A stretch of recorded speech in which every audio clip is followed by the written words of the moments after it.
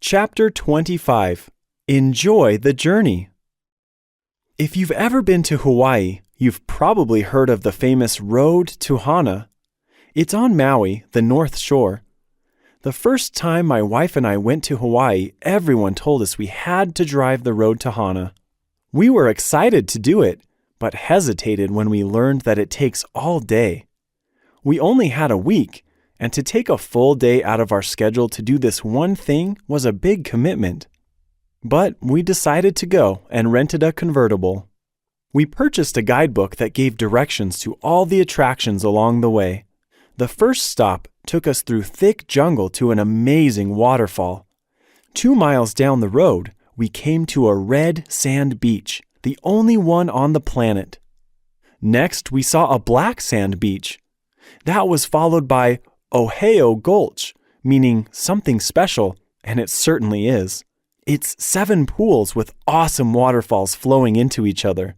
The day was breathtaking and amazing, one of the most memorable of my life. Then we rolled into Hana to find nothing but a tiny little village. There's absolutely nothing to do in Hana itself. I was disappointed at first because I thought the whole point was to get to Hana. I found this to be an accurate metaphor for life. We get so focused on and consumed with the destination itself. We think our destinations, or our accomplishments and achievements, define us. But this journey of Limitless really is about the journey itself. You have to learn to be fulfilled while moving in the direction of your dreams and allowing the laws of creation to manifest your desire in the appropriate time and space. More important than your accomplishments is who you become on the journey. Without this critical mind shift, the pursuit of Limitless becomes a frantic, anxious quest that can actually undermine us. It can deepen rather than alleviate our sense of inadequacy that got us to start the journey in the first place. Without the right mindset, when we don't achieve our goals on our timeline, we feel like failures. Most importantly, we simply don't appreciate the process of growth on the journey. Here's how to embrace and enjoy the journey. Focus on presence.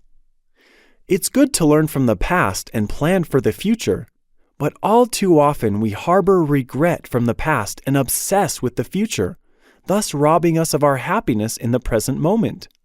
Both the past and the future are only in your mind. All you have is right here, right now, this moment. Yes, by all means, dream of the things you want to accomplish and experience. Make and execute plans to achieve your goals.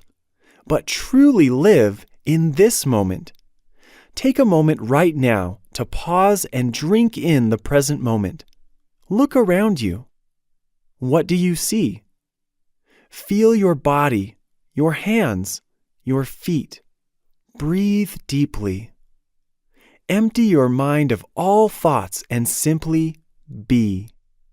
Now make that a regular habit and watch how your anxiety and stress decrease and your happiness increases. Reconcile the past by doing your belief breakthrough work to bring you back into the present. Use the laws of manifesting to bring the future into the present. Equipped with both belief breakthrough and the laws of conscious creation, you possess the tools to be fully present. Practice conscious gratitude. Pausing to count our blessings is a powerful way to stop negative emotions in their tracks. Robert Emmons, psychologist and author of Thanks, How the New Science of Gratitude Can Make You Happier, says that people who cultivate and practice gratitude are 25% happier than those who do not. In a study performed by Emmons and a colleague, they divided several hundred people into 3 groups.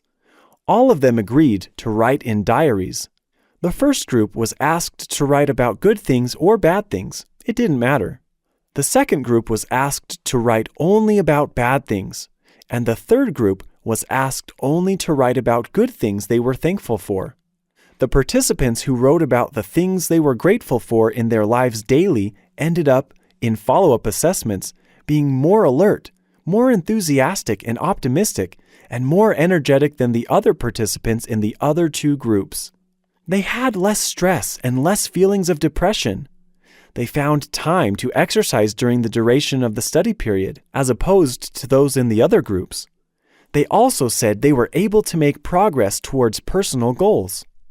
Neuroscientist Alex Korb, PhD, calls this effect the upward spiral. In his book, The Upward Spiral, Using Neuroscience to Reverse the Course of Depression, One Small Change at a Time.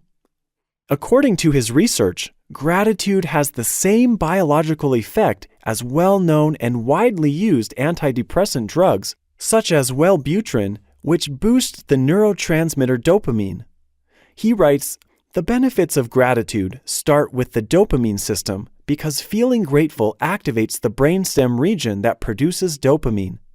Additionally, gratitude toward others increases activity in social dopamine circuits, which makes social interactions more enjoyable. Additionally, when we think of things for which we are grateful, our brain is forced to focus on the positive aspects of our life, which increases serotonin production in the anterior cingulate cortex, in the same way that Prozac does." Korb explains, "It's not finding gratitude that matters most. It's remembering to look in the first place. Remembering to be grateful is a form of emotional intelligence. One study found that it actually affected neuron density in both the ventromedial and lateral prefrontal cortex. These density changes suggest that as emotional intelligence increases, the neurons in these areas become more efficient. With higher emotional intelligence, it simply takes less effort to be grateful." In 2016, my family and I, along with 20 Limitless tribe members, went on a humanitarian trip to Kenya. We repaired local school buildings, built an orphanage, helped establish 2 new women's empowerment centers, did a clean water project, gave livestock, and provided a number of other relief efforts. This was my first time visiting rural Africa. I was amazed by how little the people had, but far more amazed by how present, peaceful, and grateful they were. My whole perspective shifted witnessing these beautiful people live from a space of gratitude. Be present and grateful as you do your breakthrough work. Celebrate little victories. Make it a point to celebrate your progress, however small and insignificant it seems. Celebrate every pound lost, even if the goal is to lose 50. Celebrate every dollar earned, even if the goal is to make $10,000. Celebrate every choice to be happy when working on improving a relationship. In truth, no progress is insignificant. It all matters. We all love to be encouraged and recognized by others. Why not do it for yourself? You'll travel much faster and enjoy the journey much more when you give yourself encouragement rather than criticism. You may not be where you want to be right now, but think of where you were 5 years ago or 10 years ago. What improvements do you see? How are you better? What have you accomplished? Part of this is seeing all the evidence that your efforts are working. More precisely, it's interpreting all evidence through that lens, even the evidence that appears to contradict. Ultimately, it's all just an interpretation anyway, right? So why not interpret evidence as everything is going your way, even your mistakes and challenges? Speaking of which, embrace challenges and mistakes. You're going to encounter obstacles. You're going to make mistakes. That's just part of the journey. In fact, that's the whole reason for the journey, to learn and grow. Learn to reframe your obstacles as challenges and your mistakes as learning. Reframe risks as experiments.